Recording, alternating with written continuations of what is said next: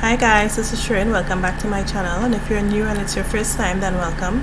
Today I'm just going to talk to you a little bit about opposition, and as you can see from the title, opposition is not always a bad thing.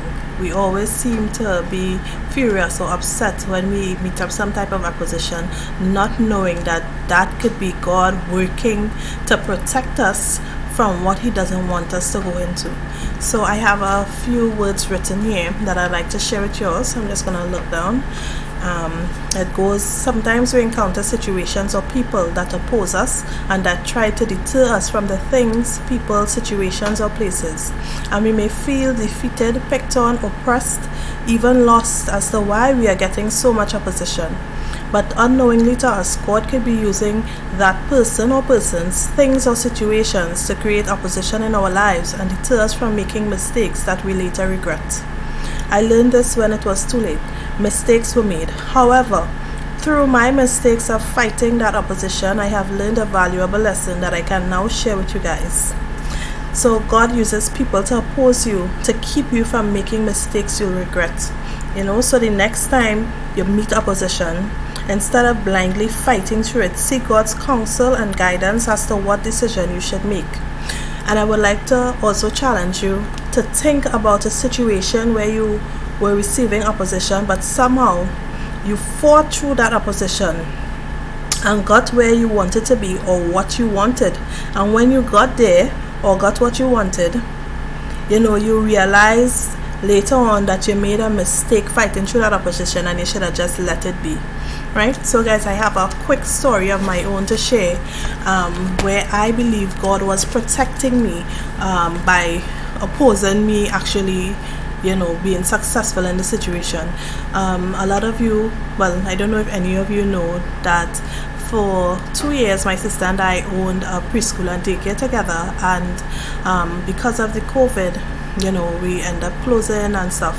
And with regards to right before the COVID started, that entire year, which would have been 2019, my husband and I were looking at another property where we could have bought and used part of the building to house the daycare and preschool, because actually there were 2 buildings on that lot, and we had so many grand ideas for that location. When I first ventured into finding out about the place, it was one price. I spoke to the realtor and they were willing to drop the price and stuff. So I was like, okay, well, this thing going good, maybe this is meant to be.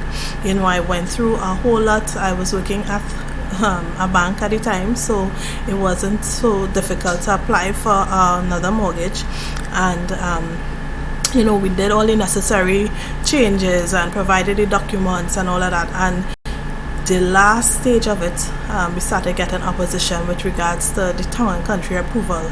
Mind you, it wasn't something big. It was just a minor setback. I pushed through that. I went as far as going to Town and Country on my own, which is a government body that regulates ownership of housing and building and stuff.